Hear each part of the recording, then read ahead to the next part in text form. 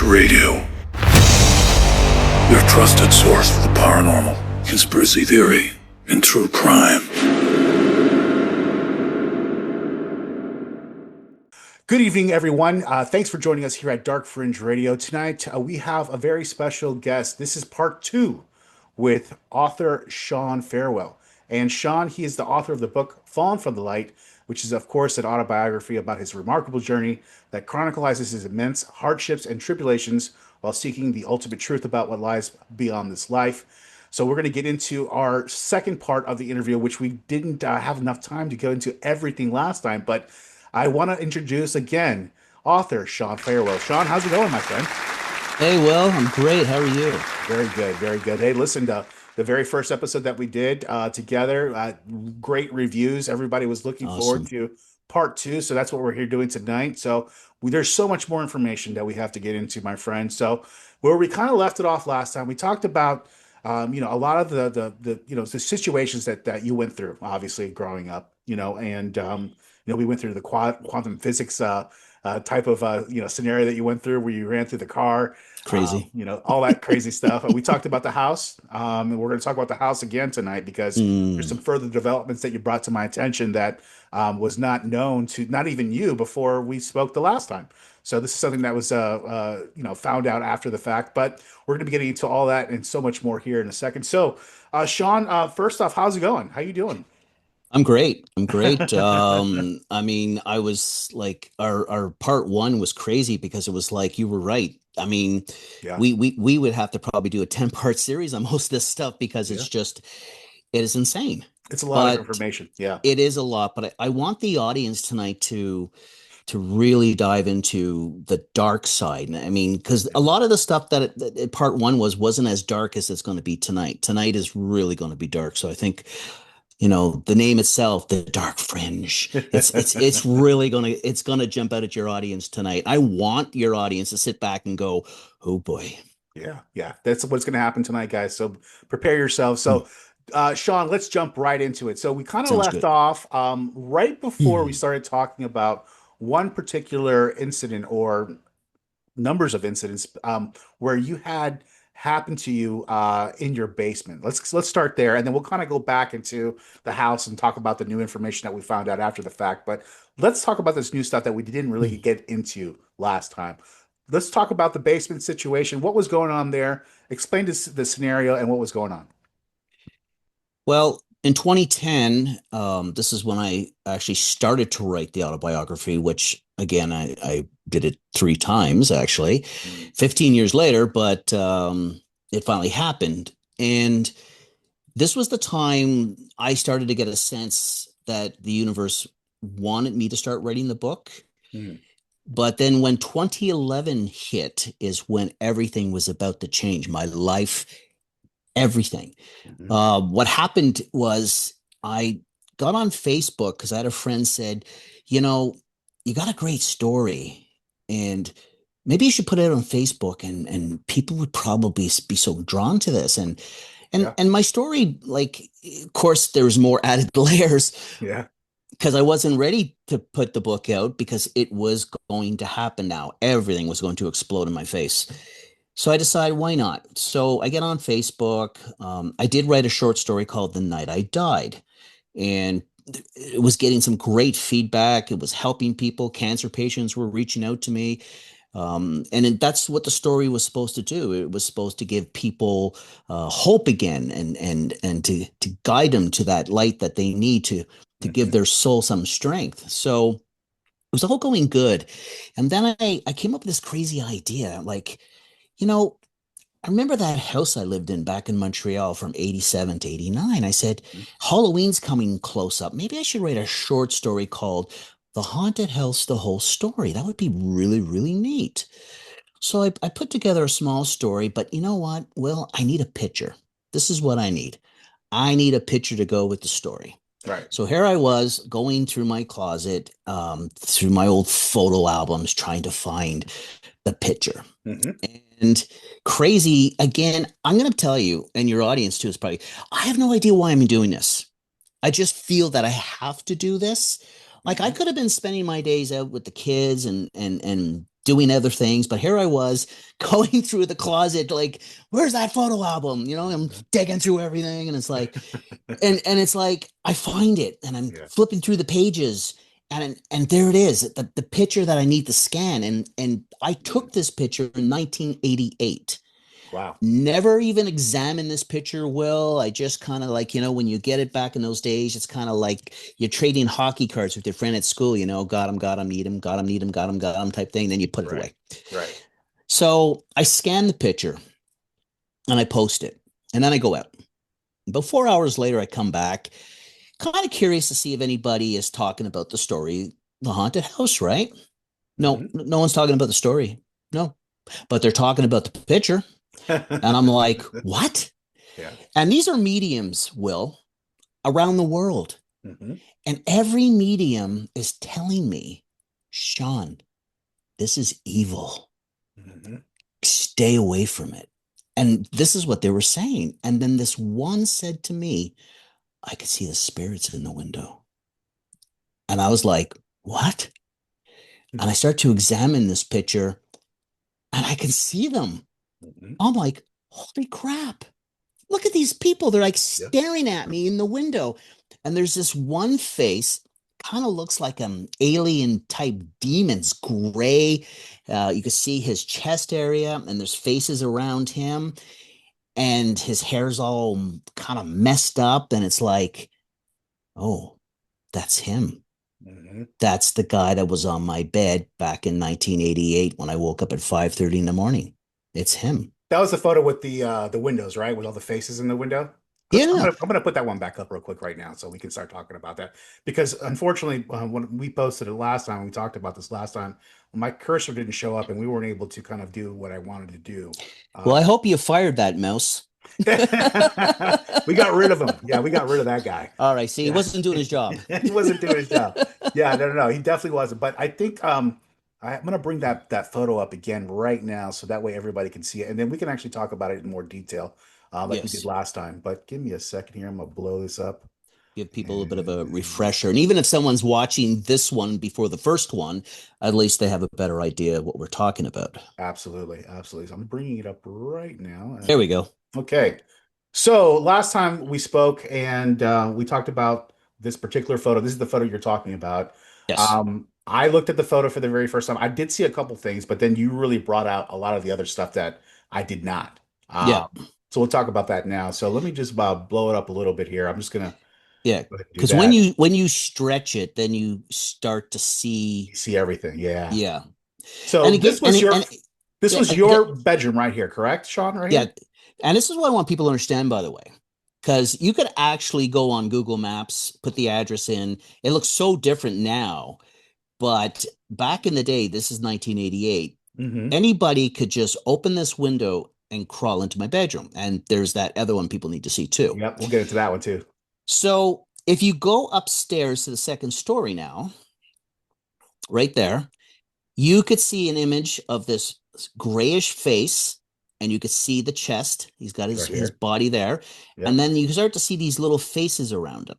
Like here. Yeah. Like here. There. Yeah. Like there. You see now, now that you examined it more, you're like going, now I see it. Yeah. So he is, I would have to say, my opinion through my experience is he is one of the people that were doing those horrible things in this house back in the 1800s. And we're going to get to that. Now, if you go over to the left, second story, right there, yeah, and you're going to see other faces in the window, and they're kind of like all looking at me. So right there, yeah, a little bit down. A little bit down. Go up, stop. Yep. Right there. Yep. And you could see images in the window. Yeah, here, there, another one here. Yeah, very Will, this is what the medium was telling me, that she could see them in the window. And I'm going to be honest with you. I've had this picture I took it in 88, so that's 23 years stored away, because I left the house in 89. But I swear, never took out that photo album. It was in a box. for 23 years, that picture. So when I pulled it out and scanned it, again, not knowing, but how these mediums around the world picked up on this. And this is where it starts to snowball. This is the beginning of what is about to come. And the other picture where my dog Bear is in the house, and see that window there? If you go down under the window, there should be a window just a bit over. Like here? A little bit to the right.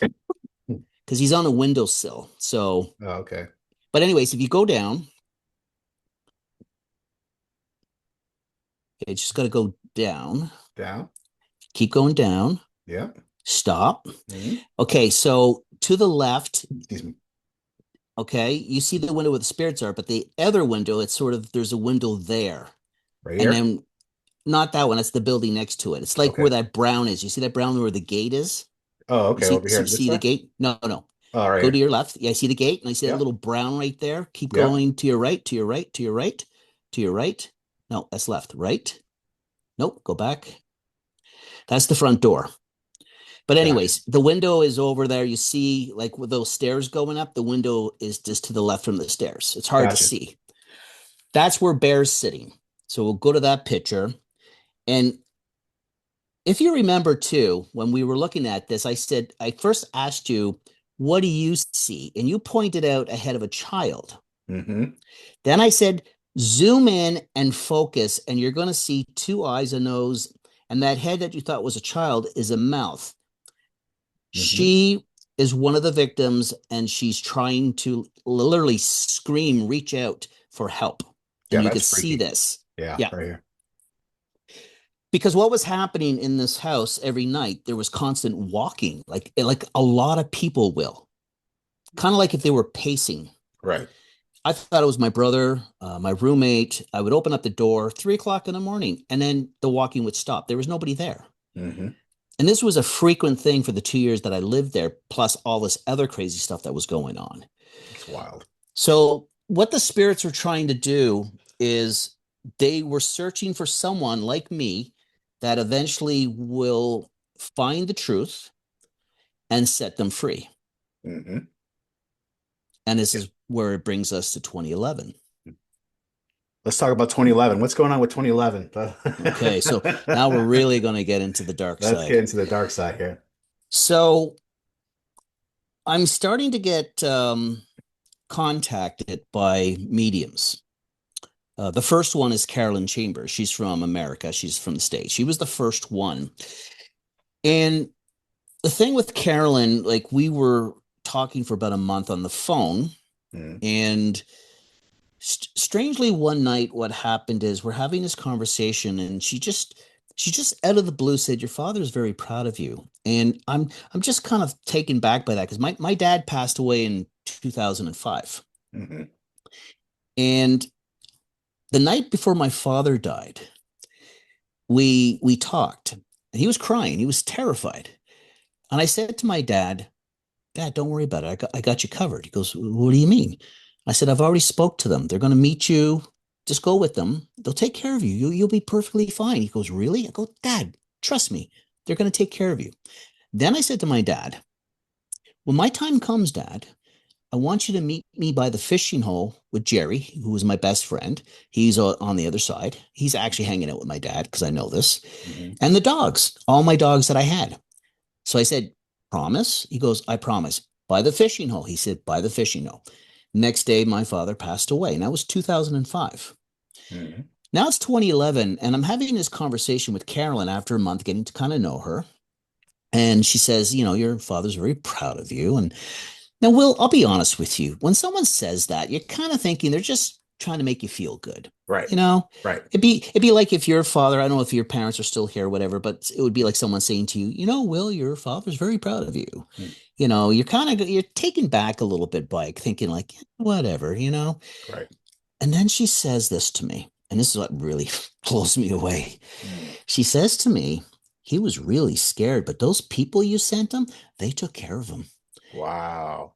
And I'm like, I'm speechless at this point. It's affirmation right there.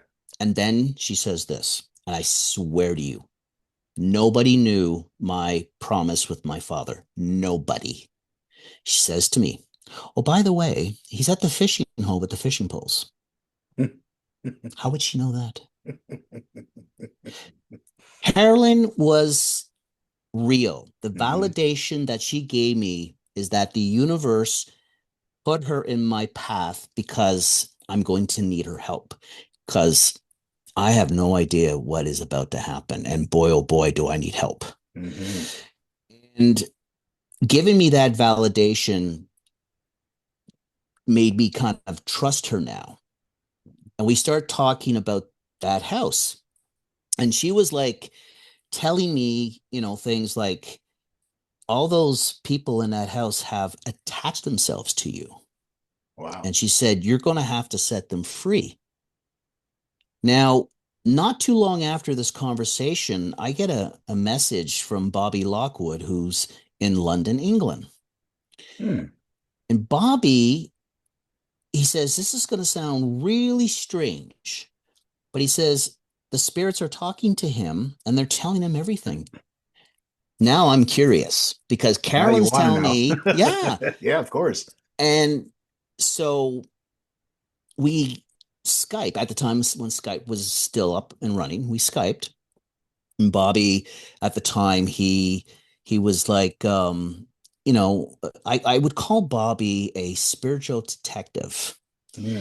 He was like into the paranormal, connected to spirits, searching for answers. He's just seeking the truth like a lot of people. He was a different type. If I would classify Bobby as a medium, it'd sort of be a different type of medium, but a detective in a sense.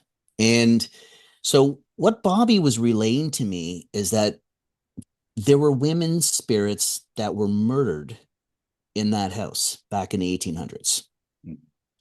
They were lured in the house by a hired hand where they met their fate. They were strangled to death.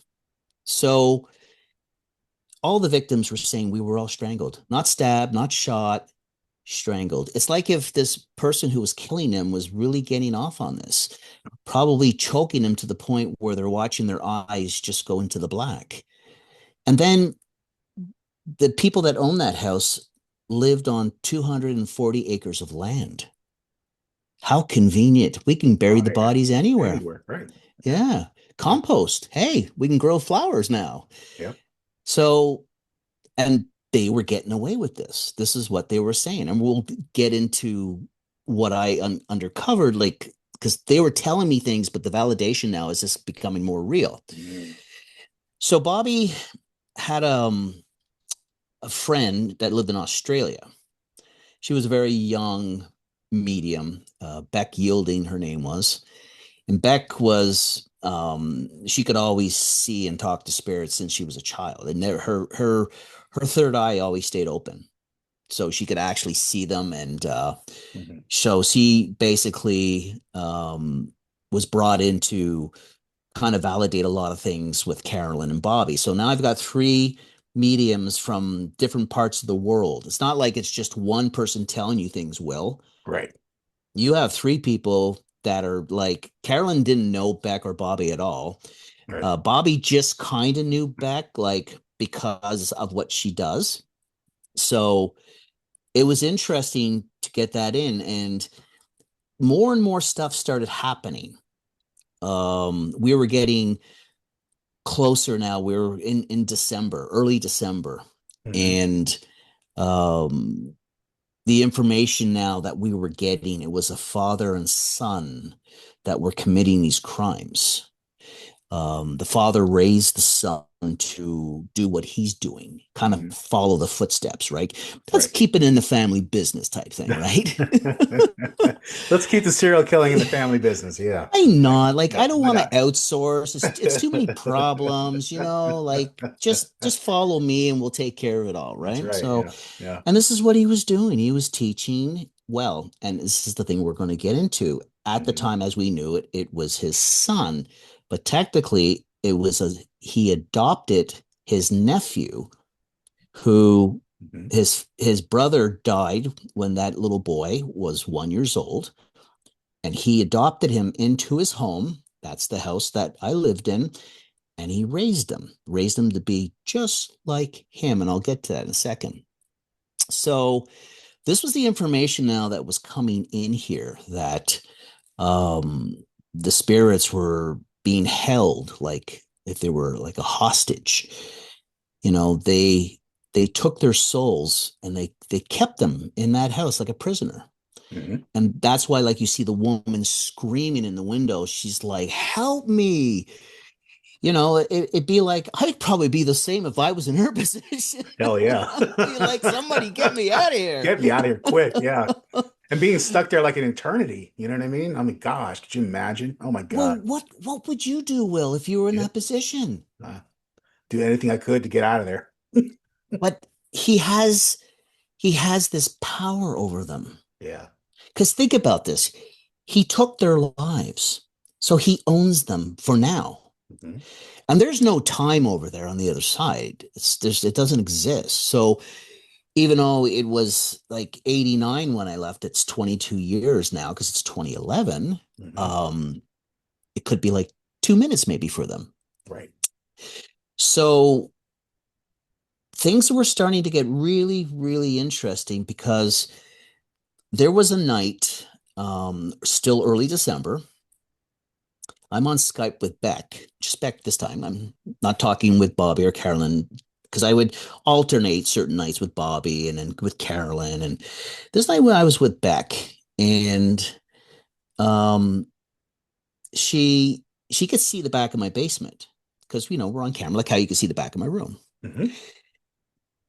And she makes this funny noise like, "Oh," and I'm like, "What?" She goes, "I see three women behind you." Really? Yeah. She goes, "They're like sitting there, like if they're having tea, whatever, like, and they're listening to us." And she said they're dressed like from the 1800s. I'm like, "Really?" And they're just like having a good time, just being around me. Mhm. And then she does it again. Ooh. I go, "What now?" She goes, "You got this little girl standing beside you, and she loves being with you." Okay, it's nice. So we're having this conversation, and we have these spirits in my basement just chilling and listening to us. I'm going with it. It's okay. This is great. And then she makes the sound again, and I go, "What now?" She goes, "They just disappeared, like vanished, quick." But she said, Wow. then she's like, she says, but she makes this like, and but if I say that's not good. And when a I'm, medium says, "Uh-oh," that's really not good. that's not good. And Yeah, it's really like not good. like I can't go anywhere. I live Right. here. Right. Yeah, exactly. Yeah. Yeah. So there's a man walking around my basement like he's searching for something. Mm. He's looking for those spirits. Hmm. Hmm. And he comes right up to me, and Beck's freaking out. She says, "He's standing behind you." I'm like, I'm in my mind, go away, get out of here. Hmm. Yeah, please don't touch me. Yeah. And he's now communicating with Oh. Beck. He's telling Beck to tell me to back off or else. And I'm at the point now, like, I don't like you. First of all, I'm learning more and more about who you are and what you did. Hmm. And I've got news for you, mister. I'm going to come after you now. Oh, that pissed him off. That really, really pissed him off. And Hmm. then I said to him, "You were the one on my bed that night when I woke up." This is back in 88. And this was chilling. Beck goes, "It's him." Wow. The validation. Right there. And I said, "You were trying to scare me, weren't you?" And this is what he was trying to do, because that wasn't the first time I've had these experiences with this guy in the house. I've had a few with him. And he said, "Yeah, I'm trying to scare you, trying to scare you away." And again, I look, out to the empty basement. I can't see this guy, but I could sense him. But Beck's relaying everything he's saying. But I just said to him, "You're done." Told him that. And she said he left, but he left like pissed off. Hmm. Hmm. And I'm sitting there, and I'm going to be honest with you, Will. I had no idea what the hell I was doing. I had no, and I tell people this: you have no idea the power of spirit. And I'm going to find out how powerful this guy was, like spirit wise. Yeah. So the next day, I'm talking to Bobby. We're Skyping, and I told Bobby what happened and everything. And Bobby goes, I'm sensing something like really, really powerful around you right now. I said, okay. So I walked over to where I have this red floodlight about 20 feet away from my screen. So it'd be like me walking backwards. Mhm. And I didn't know at the time, but that's where the gateway eventually will open in my basement.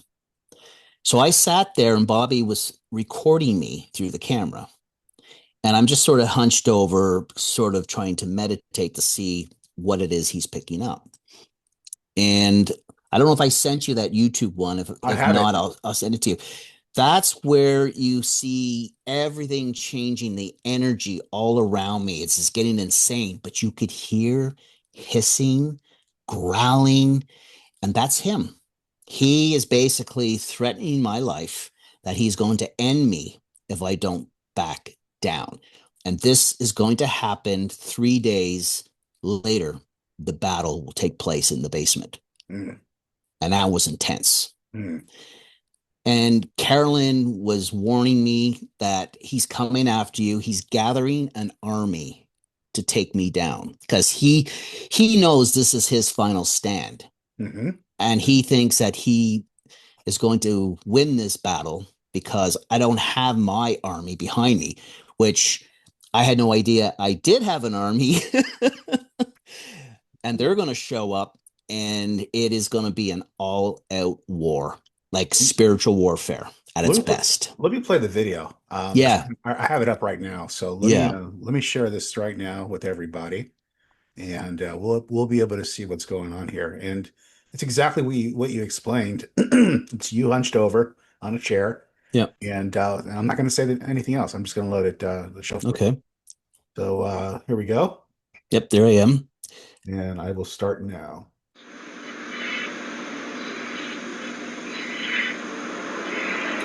And that chirping and hissing, that's him. When spirit talks through our sound systems, this is what comes through, because I have audio of other spirits later down the road talking to me and Carolyn, and it's the same sound frequency that's coming out through the audio.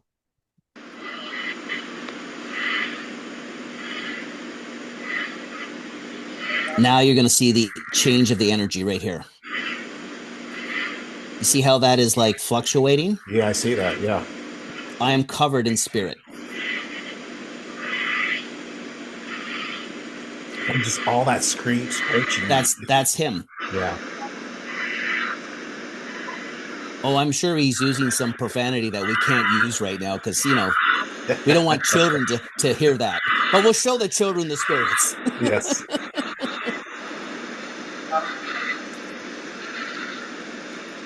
And spirit energy will play with your technology. That's another thing I want people to understand, because what's going to happen here, if you think that looks strong, if you play it more, I won't say anything else, it gets even stronger. It gets stronger. And look at the color around me. You'll see a bluish purple color around me. I'm being protected by Archangel Michael. You can see that blue on me? Yep, I see it. Yeah.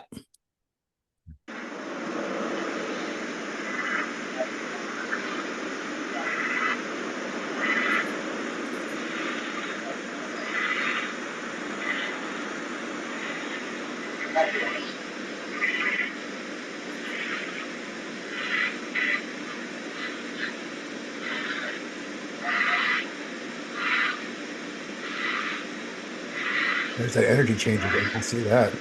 Yep. No, that's not a spirit dog. But watch what he does. Stays right by me. Wow. He knows. Animals can sense it. But hear him hissing, that guy. He's just losing. Now it's going to get even stronger. See? You can't even see me. Look at this.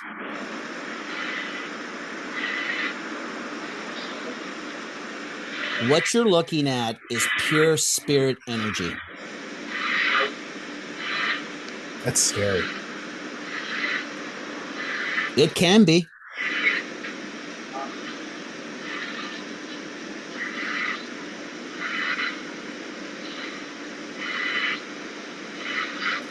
you see, he hasn't shut up, right? He's just No, it's just keeps, constant. It's constant. yeah, Yeah, you're right. yeah, because he's trying to talk to me. He's basically warning me.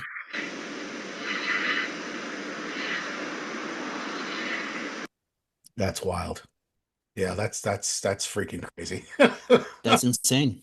Insane. It's absolutely insane. You Wow. know, the thing is, like, I've told this story so many times, and people like hearing the story, but when you show them proof, Hmm.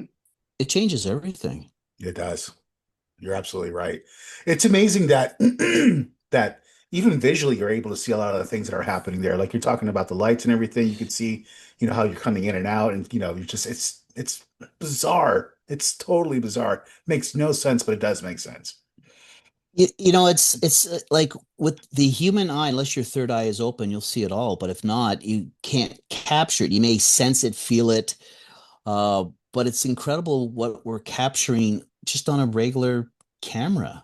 How often did that happen to you? Like, was this a reoccurring thing, or was it just like this one time that it happened, or how often did this happen?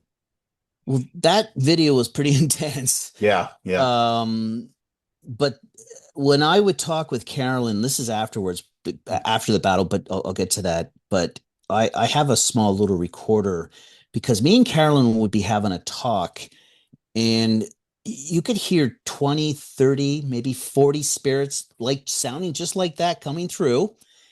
And Carolyn would say, "Okay, guys, one at a time. Now, everyone, please be quiet. Yeah. I swear to you," and you could hear it, it stops chirping. Wow. So it And then just we're, basically adhered to what she said. yeah, Yeah, yeah. they know. I know. And so we start talking, and of course they're like excited, like kids, and they start up again. Hmm. And again, Carolyn's got to say, "Guys, quiet down. Let us finish. We'll get you one at a time." Hmm. And this was the stuff that was happening. This is after the battle, but just to give you an idea, Hmm. this is what you can actually pick up and capture. But my basement was like a spirit cafe. It was insane, Yeah. Yeah, we spoke literally about that insane. last time. Yeah. So let's talk about the battle. So that's obviously the next step. And explain to the viewers and listeners, what you had to go through that night and what you endured and what happened. Well, the plan was because of our time zones, Bobby being in England, Beck's over in Australia, Carolyn was the same time zone as myself. Mhm. We planned to perform a ritual on Saturday, December, if I remember, 11th, because everything happened on the 10th, I think. Um, we coordinated all our times that this would work out perfectly for everybody.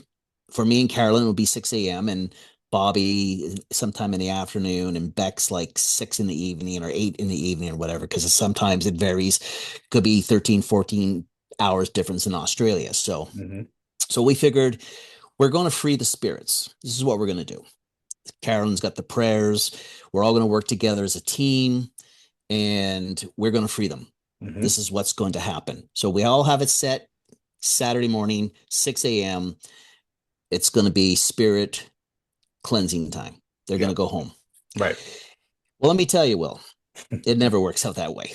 Never works out to plan, does it? No, right? No. No. I guess they didn't get the memo, you know? I sometimes I find that it's intentional, honestly. Kind of to mess up the system, to mess up your plans a little bit.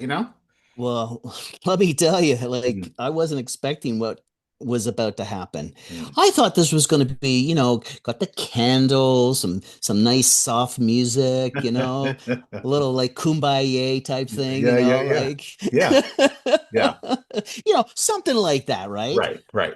No, no, no. It's going to be like WWE SmackDown. Yeah, there's some big chairs flying. Absolutely. Big time. So I'm on the phone with Carolyn because again, we're the same time zone. It's Friday night, right? It's about 7 o'clock. And so I Carolyn says, "Okay, you need to get some sage, some white candles. I don't have any, but I know a place I can go and get some." So, okay, go get that, get prepped, and then we'll be prepared for, Saturday morning. Anyway, so I get in the car with my daughter because my daughter's like, she's all up for this. Like, Dad, I want to be part of this, right? And my daughter's 14 at the time. And I'm thinking like, like, She's old um, enough to know what she's getting into, I think, right? she wants to be with her dad. She Yeah. wants she wants to free them. Like, come on, Dad, let's get them out. Absolutely. And I'm I get thinking, I'm like, Jamie, you sure you want to do this? it. Don't you got like a show to watch or something? Yeah, yeah, yeah. So she's all gun ho, right? And I'm like, what am I gonna do? Like say no to her? Like, come Right. on. Yeah. So I should have, but I didn't. Mm. So we go to the store and we pick up the things we need for the ritual. And we get home and I pull into the driveway and I'm gonna tell you something, Will. It hit me in the driveway, Right in the driveway. right in the driveway. Hmm. I could feel a vibration going through my body. Like I was vibrating. Okay. And it wasn't as powerful yet until I got into the basement. But I'm sitting in the car looking at my daughter. I'm crying. And she's like, Daddy, what's wrong? I'm about to confess all my sins to my daughter. I'm like, that's how overwhelming that I was going through. Like it's like someone put truth serum into my body, and I'll tell you everything. Like, Right. Yeah. you may look at your father as a different person after this one, but let me tell you, oh daddy, I didn't know you were like that. Yeah, yeah, yeah, You weren't yeah. supposed to know that, You you were supposed to know. know, right? But this is the power of spirit. And this is what I want to tell people, like people who want to become ghost hunters and stuff like that. I like to tell people, you really want to reconsider doing that. And they're like, why? I said, well, let me see. Something might just come home with you. Yeah. And most likely it's going to be pretty mean, like a demon or dark spirit. And they're going to turn your life upside down. Yeah. And then you're going to go, was it all worth it? Hmm. Because it's not what you think it is. Like you're really putting your life at risk trying to do these things. Like you need to know what you're doing and what to expect when you're going into these places because you have no idea how powerful they really are. Hmm. I think it's just too much of this social media stuff. They make it look so They cool and glamorize it. everything. Yeah. You have no idea. I know of a story, a woman just she wanted to do that, and a demon came home with her, and they had to get help to get rid of this demon from her because she was at the point she was going to end her life. And that's what they want. Hmm. They want you to end your life so they can keep you with them. Hmm. And now they're going to torment your soul for eternity. Is that Right. what you want? Like maybe you Right. should like take up like poker or something like that. It's probably safer. So I'm in the car and I'm crying. I'm like, Jamie, we got to get into the basement. I need to call Carolyn right away. I figured if anybody could help me, it's Carolyn. And I call Carolyn on the phone because again, she's in America. She's in New York State at the time. She's originally from Arkansas, so she has that Southern accent, right? Hmm. When she talks to me, it's like, "How y'all doing there?" Yeah, Like yeah. that's how she sounds, right? Right. So Yeah. her voice is so different, but I love it, and it's like, so I call her, and Carolyn's telling me it's happening now, Shawn. It's happening now, and I'm like, oh boy. So we get Beck on Skype. So we have Beck. I'm sitting in the chair, just like I'm facing you. Okay. I'm Hmm. sitting like this. God love Beck, but she wasn't prepared for something like this. Carolyn was because Carolyn, she's experienced this her whole life. She knows what has to get done. Hmm. But I'm listening to Beck, and Beck's telling me to just relax, breathe. And I'm like, I'm sitting there and I can feel like someone is strangling me, but they are. The father and son, they have me by my throat, and I'm being pinned down by 100 other spirits. So I can't move. So I'm paralyzed. But I keep hearing Beck saying what she's saying. I could hear Carolyn's voice coming through the phone saying, Beck, stop doing this. It's not what he's supposed to be doing. He's in trouble. And my daughter's typing to Bobby because that's the only way we can communicate. And my daughter can see that I'm in a lot of trouble right now. And I'm going to tell you something. I was about to die. They were about to kill me. I felt my life was starting to slip away. You ever you had a sensation in your life where you start to like you actually passed out, but you get the first feelings of passing out. You're like, Yep. and then you fall over. Mm-hmm. I was there at the point I was about to like just pass out, but more or less they were going to kill me. Right. And I think the plan was that he knew he couldn't just take me on by myself. So he had to go and get an army. And his plan was, well, I'm going to kill him physically. And then I'm going to trap his soul with the victims in the world called the in-between. And I explain this to people. The in-between is a world that is between the spiritual realm and the physical realm. It's kind of like a void, Mm-hmm. and souls get trapped in there. And that's where a lot of the demonic, they like to play. And they feed, like we eat food, they eat energy. Right. And they're going to feed off your energy till there's nothing left of you. Like you're in some major doo-doo right now. Like there's no way. You're screwed. Right. Unless you know some powerful mediums that can pull your spirit ass out of there and send you home, you're screwed. Right. So this was his plan. And I remember my brain is still functioning in a sense. I can't move. I'm telling you right now, I cannot move. I'm frozen.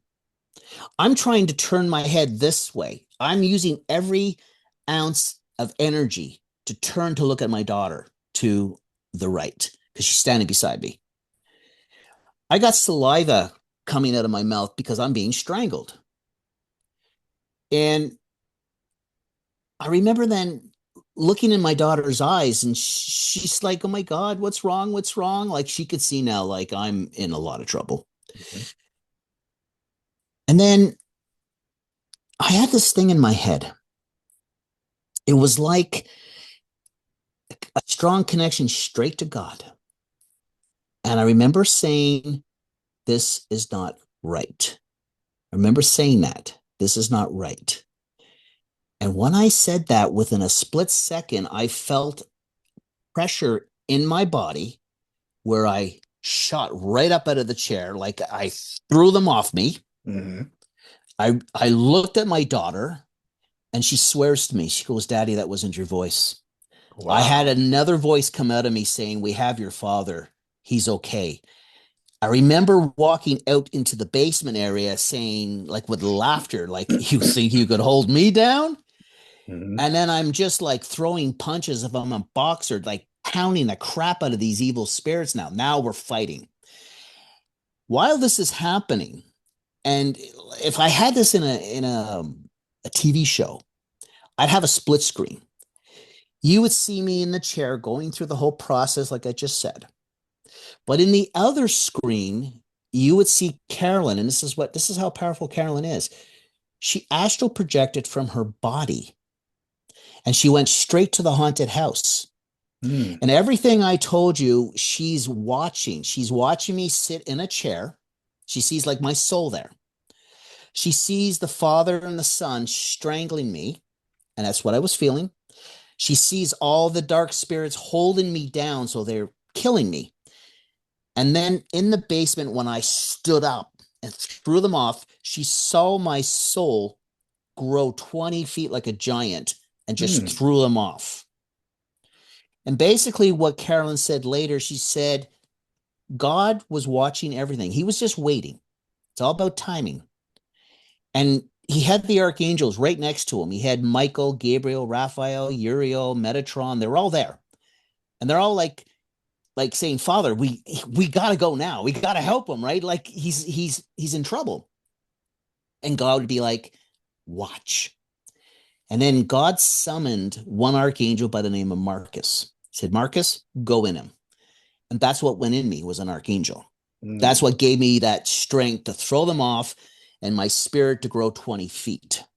Now, Carolyn says the coolest thing. She saw the roof of the house like open up. And she could see the archangels coming. Because now God said, all right, Michael, go. And of course, Michael's with a smile going, great, I'm because ready. I'm I'm ready. ready. Yeah, Michael's he's the scrappy. Oh my God, this Yeah, archangel was built for this yeah, shit. yeah, yeah, yeah, yeah. Oh, and that's why he wanted in right away. Like, but God's just saying, I want you to watch Shawn. Watch what he does. Okay. We're gonna help him, but just give it a second. Because God wanted to see if I was just gonna like give up. Mhm. But I had that warrior inside me, like, no, I'm gonna fight to the death. Right. I was willing to sacrifice my life that night. And this is what God wanted to see, the ultimate Sacrifice. sacrifice. Yeah. And that's what he was waiting for. He knew, and he knew at the right moment when he had to send in the troops. So Carolyn sees Michael coming down with Gabriel and Raphael. The whole army's coming down. She said, "Oh my God." She goes, "Shawn, the dark spirits that were holding you down, their faces just changed." And That's they awesome. took off. They took off. Like she calls them turds, and we know what a turd is. Right. And they took off, a bunch of cowards. But the father and the son, this is the crazy part now, they were frozen to the ground. They couldn't move. Oh, wow. And she says, Michael walks right up to the father. He's got his sword. He just looks at him with disgust. Carolyn said he took the sword and he hit the ground and it opened up and it swallowed the father straight down. And I always say, to a place you don't want to go. We know where that He is. was an unfixable soul, and he's going to go there for some time to learn. But the son, on the other hand, had a chance to be forgiven. You Wow. see, he was raised into this life, okay? He didn't know any better. Yeah. He was taught how to be a very evil person. So he didn't know any better. Yeah. This is how he was raised by this guy, so-called his adopted father. Now I'm attached to him. I'm standing in the basement. I'm vibrating, like literally, like this. I swear to you, Will. It's like I wish there I've was a had that feeling dial. before. I've had that Yeah, feeling before. yeah. I I know what it's I like. wish there was a dial I can turn it down or off, because holy crap, like, and it was strong. Like it was strong. Feels like But electricity running through your body almost. like electricity. Yeah. Yeah. It's like Yeah. if anybody ever touched a light socket somewhere and got that, okay. All right. I want you to multiply that by about 1,000,000, Right. because Right. that's what it felt like. It felt like every cell in my body was on fire. This vibration that was going through me was unbelievable. Mm-hmm. And Michael was waiting to see how I'm going to handle this, because Michael's ready to send him down too. But he's going to be given a chance. God's watching this. He's watching this. Let's see what happens here. Because I want people to understand one thing. People have the wrong impression about God. He loves us unconditionally. So people who make up these stories, oh yeah, God does this, God does, no. You did that. You had the choice. You did it, but you blame everybody else and you're blaming God for it. No, take responsibility for your words and your actions. Absolutely. Stop blaming others. Mm-hmm. So God's watching, Michael's watching, all the archangels are watching, and now I'm talking to the son. And I'm telling him how much I love him, which is something he probably never heard. And I said, I forgive you, but you need to ask for forgiveness. And that's to the victims. Mm-hmm. And this went on, Will, I would say 15 minutes, maybe. Wow. I don't know. And I'm going to tell you, Will, I don't know how much I had left in my physical body to hold on to this. It was tough. Yeah, I can imagine. But I don't know where I found the strength, to be honest with you. I don't. I just knew that I had to convince this guy, you could be forgiven, but you need to ask. Mm-hmm. And then it's the weirdest feeling. The vibration just went, and I'm standing just like wobbling now. I feel normal, exhausted, but I'm standing there. I could hear Carolyn on the speakerphone crying. And she says to me, all the spirits are hugging him and they're forgiving him. And she's crying because it's like so beautiful. Mm-hmm. And she saw Michael, his wings opened up, and he gathered them all in his wings, and like a rocket, straight off to heaven. Wow. And she said the roof of the house just like closed normally, and her soul traveled back to her body. And I'm standing there like I kind of went, yeah, like we won, you know? Yes. Yeah. And then I start crying. I'm crying, and she's, why are you crying? And I felt horrible. I felt that I should have done something back in 1987 when I moved into that house. Yeah. This is me thinking, right? And she says, you didn't know, but it still didn't matter to me. I felt guilty that I didn't help them then. And that's why they were reaching out to me back then, because they wanted me to help them. And that's why I felt the way I felt. And then I fell on my knees, and I felt like a punch in the gut, like literally a punch in the gut. And it was God's hand went right into me, and he pulled all the sin that I did in my life, anything bad, it was removed. I swear to you, it was like a soul cleansing. And I fell on my stomach. I'm lying on my stomach on the basement floor. My daughter now lies down beside me, facing me. Mm-hmm. She's like, I love you, Daddy. I go, I love you, Jamie. It's like a beautiful, beautiful moment, right? We're just like, and then Will, the next thing, it just kind of like, I'm like, uh-oh. I start feeling that electricity on my cheeks, both sides of my cheeks. I could feel it like starting up. And I remember calling out to Carolyn, like, Carolyn, they're back. Something's back. Yeah. I have nothing to fight with, like help me here. And Yeah. and she's laughing, right? She calls me silly goose. She says to me, those are all the spirits you set free. They came back to say thank you.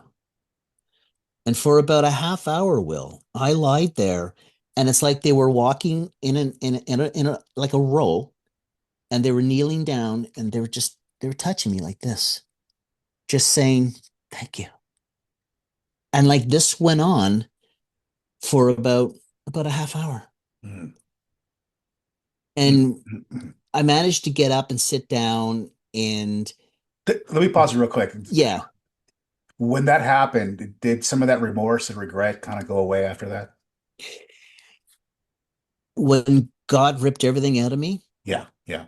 Well, when you got that validation that the spirits that you saved are coming to say, "Hey, thank you." Even though you said I should have done this back in 80, whatever it was, 87. Yeah. 87, and you felt guilty about that. Did that kind of remove that guilt away when they came back to say, "Hey, listen, thank you." You know what? It was the validation I think I needed, because Yeah. it's that love.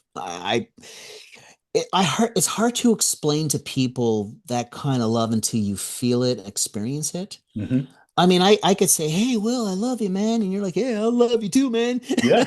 you know, but that's It's a not different thing. love. It's a different That's thing. Yeah. like when I talk about spiritual love, like I would like it if people, I'm sure people have experienced it, but when you cross over, you'll understand why you don't want to come back. Like when I talked about the night I died, when I was out of my body, I did not want to come back. Right. I mean, Will, why do I want to come back to pain and suffering? That's a good question. Very good question. So I'm like, no, but I had to come back for one of these reasons, and that was going to be freeing these spirits from this dark entity. And for them to touch me on the cheek, because it doesn't end there. I'm going to get into a story. You're going to go, whoa. Because you got to remember, most of them are women, right? And they kind of Right. like got attached to me. I get it. I get it. I get it. Like I wasn't a bad looking We've guy had back some, then. we've had some good and bad admirers. We understand. It's like, when you're young, you go out and you Yeah. meet women. Well, I was meeting women on the other side. Yeah, exactly. I get it. But it was such a beautiful thing to feel this energy on my cheeks like that. It was like, and I remember like Beck signed off, Bobby was gone, but it was just Carolyn on the phone now, and we're just talking about this. And Carolyn says to me, bigger things are coming now. Oh, wow. Yeah, bigger things are coming now. And she meant it. Like this was just the tip of the iceberg. Mm. This, like, if people think, oh, this is the end of the story, I'm like, no, you better get a refreshment, sit down and listen to this one because It continues. something really big is coming. Yeah. And so I want to run a little bit before we get to that part Okay. with the gateway, because this is Yeah. something I think people are going to find interesting. I'm gonna give you the history, and I'm going to tell you what the mediums are saying, and it's going to be basically almost identical what they were saying. So Okay. now I'm not accusing one thing, because I can't really accuse these guys of this, number one, but I could just say they're a person of interest. Mm. And that's how I look at it. They're a person of interest because they lived in that house. So Frederick was the guy who bought the house in 1830, and his story was he was born in 1785 in Montreal. Now, at the time, it wasn't Canada; it was Upper Canada and Lower Canada. That's what it was. It was on the borderline of the states. And there was a lot of wars going on at that time. You had like the French Revolution was happening. Mm. England was a powerhouse. They've been battling with the French, but America was also finding their way too, and they wanted Canada for themselves. Like they wanted that land. So there was a war about to happen, which took place, and a lot of people don't know about the War of 1812. But this guy Frederick was a captain. He fought for the British side in that war. And I always say too, people that come back from war, what do they suffer with? It's called PTSD usually. Yeah. And what Yeah. do you think that does to you? Well, it marks your soul, I think, and marks your psyche, and it can drive you crazy. So you're seeing horrible, horrible things in war. You come home and it really messes with your head, doesn't it? Absolutely. Mhm. Yeah. So I kind of think, Frederick, what were you dealing with at that time when you came home from that war? Yeah. Now, the interesting thing too that came across with Frederick was that he became a lawyer, businessman, politician. So he was an educated man, Mhm. but at the same time, he was dealing with some issues. You know, maybe he probably needed help from Steve in your last interview. Yes. Some past life regression therapy. Absolutely. Yeah, I could see Steven talking to this guy. So you're going to need a lot of sessions. So Frederick gets married in 1813. This is what I find interesting now. Okay. So Okay. he's not in the house yet where I live because that's 1830. So this is 1813. He gets married and he has five kids, two boys, three girls. His wife dies 7 years later in 1820, which is kind of strange. Mm. And all his children died before he died. Now, Wow. what I was told by the spirits, oh, sorry, the spirits that were communicated to the mediums, is that um, he murdered his wife and his daughter. This is what was coming across. Okay. Um, and even though he had two of his own boys, so who was the son that was doing this with him? Well, he adopted his brother's boy at the age of 1, and his name was Charles Joseph. And the strange thing is, Carolyn, we had some names that were coming out, and one of the names that came out was Charles James, Hmm. which is pretty close to Charles Joseph. Pretty close. Yeah. He was born 1819. And again, he guess in 1820. And which is kind of strange too, because in 1820, that means he'd be 1 years old. And that's when Frederick's wife dies, the same year he's adopted into the family. Kind of strange. He becomes the same like Frederick. He becomes a lawyer, businessman. He was actually the 13th mayor of Montreal. But there was some talk about where he was thrown out of politics for some times because people were calling him a pig. Now, Hmm. why would someone call someone a pig? Maybe he was doing some pretty rude things to women. Yeah. That's what it sounds like.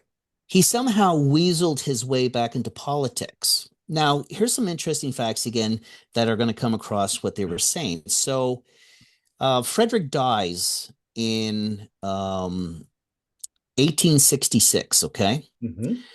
And because the only son that he has now is his adopted son, Charles, he inherits everything. How convenient. Yeah. How easy is that, right? Yeah. How convenient, Yeah. okay? Now, Charles is 46 years old. He lives for 22 more years of his life in that house. Okay, now I find this interesting because he winds up, he dies in 1888. I'm going to get to that in a second. So he lives there in that house from 1866 to 1888, 22 years. I left that house in 1989, and in 2011 was exactly 22 years the truth came out. Wow. 22 years he lived there. Mm-hmm. And in 1888, when he died, and it was August 4th, it was a summer, 100 years to the day, in a sense, was when my friend came in the house, grabbed her throat like she was choking. She saw it all, and it was exactly 1988, 100 years, and it was the summer, and he died in the summer. And that was the friend of yours that you were going to walk over to the subway and decided to stop at the house first to walk. Yeah, Pick up yeah, the dog. Yeah. yeah. Okay. Get my dog out, Correct. Okay. say hi to my brother, everything, Right. and everything was great at the time. Like we were laughing, like if we were coming back from a comedy club, like.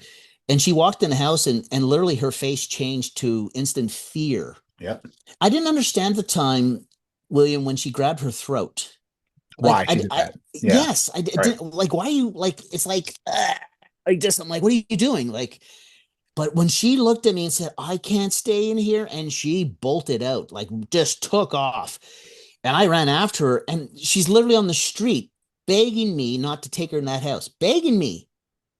And I'm like, okay, relax. Let me get my dog. I'll take you to the subway. Like, never said a word. Didn't tell me what it was, but I know for a fact she probably, like that woman in the window screaming in fear, she saw the people who committed these crimes. She saw the victims. She was feeling everything. She got like probably a life review within seconds, and she felt the horror and the pain. That's why, her whole impression just changed. So when I started to put these numbers all together and looking at all these things, how they're so intertwined, it's like, holy crap. Maybe Frederick and Charles were the ones doing this. And I'm thinking, who would suspect these guys in the first place? Because they're lawyers, they're businessmen, they're politicians. And back in this day, in the 1800s, there was no middle class. It was rich and poor. So if you were rich, you deserved respect. And I got from the mediums, that's what they were doing. They were like guys that wanted respect. If you didn't give me respect, you were going to pay the price. Gotcha. And the prostitutes, they were homeless women. They were selling their bodies just to survive. But then who would miss a prostitute if she went missing? Nobody cared. So what a great front. Hey, who's going to suspect that people like us that are very wealthy, educated people that are committing these heinous crimes? Right. And then you're in the 1800s, and there was no forensic, scientific forensic, being able to do all that kind of investigation. That didn't happen. So you were able to get away with a lot more back then than you are now, obviously. Oh, I mean, in the physical world, yes, guaranteed. Yeah. But these guys had no idea that their time was going to happen in the spiritual realm, because the one thing about the universe is it doesn't matter. You're going to answer for it. So there's no hiding it. Right. You're going to get busted. Yep. And in a sense, let's call the spiritual detectives, they busted them. They took them down. And, if Frederick was the father who was committing these crimes, and he's the one that went straight down into that deep pit, he still stands a chance of getting out, but he will have to seriously ask for forgiveness. Yeah. But he wasn't willing to do it. And I look back at this. If this was him, the guy that was in the war and saw all this death and horror and everything, and it just changed his whole psyche, and he thought maybe this is the way of life is, and probably enjoyed doing this, and I'm going to raise his kid Charles to do the same, because Charles followed in his footsteps. He became a lawyer just like him, a businessman and a politician. But his 5 children, they all mysteriously died before he died. Wow. Strange. Very strange. Very strange. And it seems that he's the obviously culprit of this whole thing, obviously, and was able to, basically, what would they say? Groom his nephew? Exactly. And how what he became? And how convenient, Frederick dies and Charles gets everything. And Charles probably went, well, I was having so much fun with dad killing these Right. girls. Maybe I'll do a few more. Yeah, what the hell? Yeah, Yeah, what why the heck? not? Who's Yeah, gonna why miss not? them, right? Right, right, And yeah. the spirits told the mediums there was a hired hand, and he was the one that would lure them into the house to meet their fate. Hmm. He finally could not live with himself, and he hung himself. And I talk about this where we would go in to do the laundry, and it's a hot area to go into, but there was a very cold patch in one spot. And two of the ladies that lived in there, they were being attacked, by the way. They told me later they were being attacked by the old man. They seen him. They were being attacked. They were in that laundry room one night and the lights weren't working. They're in pitch black darkness. And she said she felt a man come up behind her and go, Oh, and look. they got the hell out of there and they came to my place. And this is where we started to talk. And Hmm. again, what was strange is when I moved out of there in 89, it was like September, I moved out of there. My roommate moved back in. And I wanted to surprise him one night. He had no idea I was going to show up. And a year before that, the two ladies, they had people they knew at the university that were in the paranormal that were supposed to come there and investigate, but they never showed up. Well, the strangest thing, the night I showed up to see my roommate there, he was like, "What are you doing here?" And I said, "Well, nice to see you too, Mark. I'm just here to come and see how you're doing." He goes, "No, no, no, no." He says, "It's great to see you." But he says, "Tell me, remember Dolores, the woman, or people from the university and all that?" I said, "Yeah, but that never happened. They're coming tonight, Oh, crap. of all nights." Of all nights, so you decide to go there, that's the night they're going to end up being there at the same time. And they picked up stuff. They picked up a lot of energy in our space anyways. The daughter had the gift to feel, and he was like the scientist of the paranormal, Hmm. kind of like Ed and Lorraine Warren, where Ed was like the scientist guy, but she had the gifts to feel and see the spirits and sense everything that's going on. Correct. And they were saying, like, especially in our area where we live, most of the energy was really strong. Like she was picking up some strong energy. Mm. So basically she was on it. She knew, and this is 89. So, for the next 22 years, this energy remained in that house until 2011, till they were finally set free. Mm. Mm, mm, mm. Shawn, I mean, we talk about this, having these experiences and, going through, these processes. Do you feel like at that point, like, dang, is my life going to be like this for the rest of my life? Is this going to happen to me all the time now? What was going through your head at that time? I felt that I, I had such a rewarding feeling what I did. Hmm. And I've had um I've had five experiences already in this lifetime with God, so I knew that he's real, he Right. exists, and I felt like I'm serving my purpose for what I'm supposed to do. Hmm. But what was about to come, I had no idea how powerful it really is. Like Hmm. I Hmm. if you think the basement was powerful, wait till you see what's coming. Uh, Shawn, I mean, we could do more on this particular subject.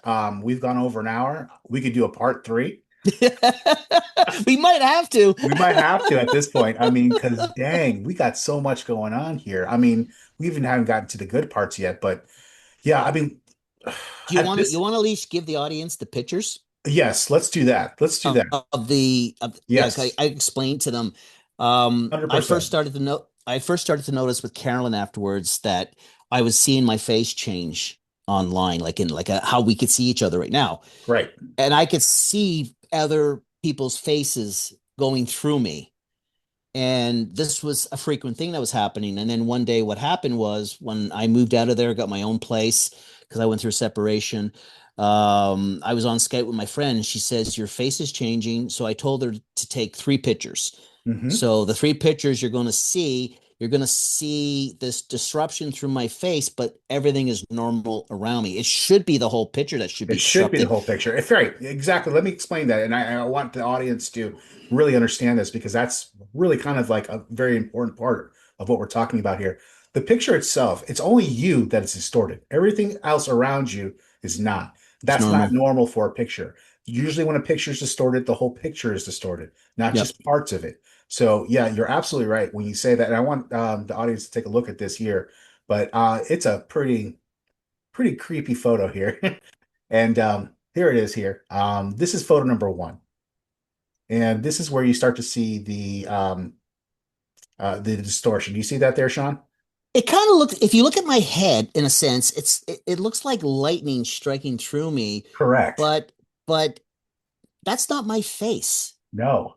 That is not my face. And behind me, everything is normal. Like if there was a disruption with the entire picture, then we would just see all everything around me looking like my face. Yeah, you wouldn't see the doorway nicely done right there in the background. You wouldn't be able to see the lights on the top very clearly. Exactly. Right. So that's why I said to my friend, take another picture. Here we go. This is the other picture. And Boom. again, That now does not look like you. That looks like that doesn't even look like the person before. How I about look that? like Frankenstein. I swear to you, I look like Frankenstein. Like, look at me. Yeah. And again, and when you show the last picture, I'll tell your audience what was happening. There we go. Here's the last one. Boom. There you Completely go again. distorted. Completely distorted. And the crazy thing, I was speaking Italian. I don't know Italian. Oh boy. These were Italian spirits coming through me. I was dating a girl who she was Irish Italian and she knew Italian. It was her ancestors. They were coming through me to talk to her. Interesting.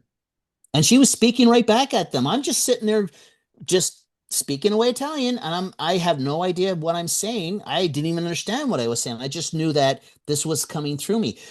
This was happening to me quite frequently for a few years, but this is again part of the process of things that I was learning what spirit can do, how Hmm. they can connect with us here in the physical realm. This is one of the ways they can do this. Wow. This is like channeling almost in a way. Actually, it is. It is. It's It is channeling. channeling. They're Yeah. using my vessel to channel a message. Yeah. And I'll tell you, like, I'll keep it quick because I know, but a gateway did open up in my basement afterwards. That was a big thing, and all these spirits were coming out, and this is what they were doing. They were channeling through me because they had questions, they had answers, but they just were so excited that they know me from the other side. You see, that's the Yeah. thing when we talk about past lives. All these spirits that were coming into my basement, I had 70 to 100 spirits a night in my basement. It was insane. It was like Wow. literally having a spirit cafe. And one of the spirit ladies that I rescued from that thing, I was sleeping one night and I could feel somebody kissing my lips. I thought it was my wife, right? So I'm giggling and laughing. And I turn around and my wife sounded asleep. And Oh I'm like, no. what Yeah. the? And I told Carolyn the next day, and Carolyn said, one of them has fallen in love with you, and you need to tell them, like, no, you can't do this. So I had to break it to her. I said, look, I'm very honored that you've It's not fallen in you, love it's with me. me. Yeah, yeah. Like I'm telling this to the spirit lady, right? That Yeah, that yeah. has fallen for me. And Right. I just told her, look, it's not going to work. This is a long distance relationship. You're way over there and I'm way over here. Yeah. So basically, but this is what happens. Like, I mean, I had children running around my ceiling. My dog's chasing them 3 o'clock in the morning. And it's like, it's, it got crazy to the point I had to tell all the spirits, there's no upstairs. You stay in the basement. I had to put my foot down because every night they were so excited. It was like a party going on in my basement. Hmm. And I like if people go to my YouTube channel, Shawn Barry Farewell, there's only 3 videos there, but that's when I was recording. I got a lot of other ones, but I just decided to put the best ones on there. You'll see it right behind me, like that video show, but this time you're going to see colors moving, shifting. There's one where you can see like a face looking at me, big, big face. I do a demonstration where I turn off the light. You shouldn't see anything. There it is. It's still there. Hmm. So this lasted about 6 months in my basement until I had to move out. I shut it down.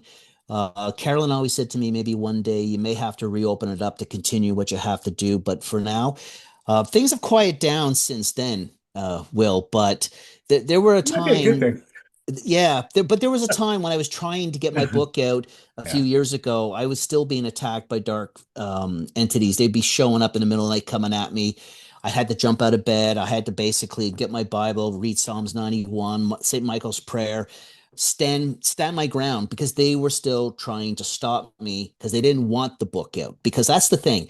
They don't want to know they exist because they'll take advantage of you this way. That's It's right. kind of like we're going to get you, and most people might think, oh, well, you're crazy. This stuff doesn't exist. I'm going to tell you something. It does. It's real. It's real. It Yeah. is real. And Yeah. you know what? The only thing I tell people that's going to save you from this is go straight to the source. That's That's right. what's going to save you. That's right. Listen, I couldn't have said it better myself. Shawn, listen, we've covered so much here tonight, and we still haven't finished the whole thing. I think there is a part three in our future, my friend. Well, you know what? If they really want to know what came out of that gateway, then they better Yeah, wear their crapping pants. there you go. Your brown pants, right? So, Exactly, exactly. Because I don't know if you're gonna get those stains out. yeah. Oh my gosh. Shawn, again, you're such a great guest to come on the podcast. I mean, the testimony that you've given here and in the first episode, it's so powerful. And I just hope people really like put attention to this stuff because, this stuff happens around us and, we don't give it enough attention. And, I think we need to. Again, you're your own guy. You're your own thing. You are unique in your own way, and you've dealt with things that most people haven't had to deal with. And but there are people out there that are dealing with this that don't know what to do or don't understand what's happening. And so I think testimony like this, like what you're talking about, and of course your book, Falling from the Light. I mean, I think this is a good way for people to kind of recognize and say, "Hey, listen, I'm not alone in this. There's other people out here that kind of experience this kind of things." And I think that's a very good part of what you're doing too here tonight. Well, the book, like I said, people can find it on Amazon if they're interested. There's two editions, by the way. I have a color edition and a Mhm. black and white edition because that's the pictures in the paper or whatever. Right. The black and white edition is more affordable for people, whatever. But the book it's going to give people hope, number one. Hmm. And number two, it's going to guide lost souls back to the light to give them the strength because the truth is that we need to know the light truly does exist because we're finding it with our own eyes here on earth right now that darkness truly does exist. Hmm. I don't need to tell you what's happening around the world right now, Yeah. but this is the plan of what darkness is doing. They want to destroy what is good.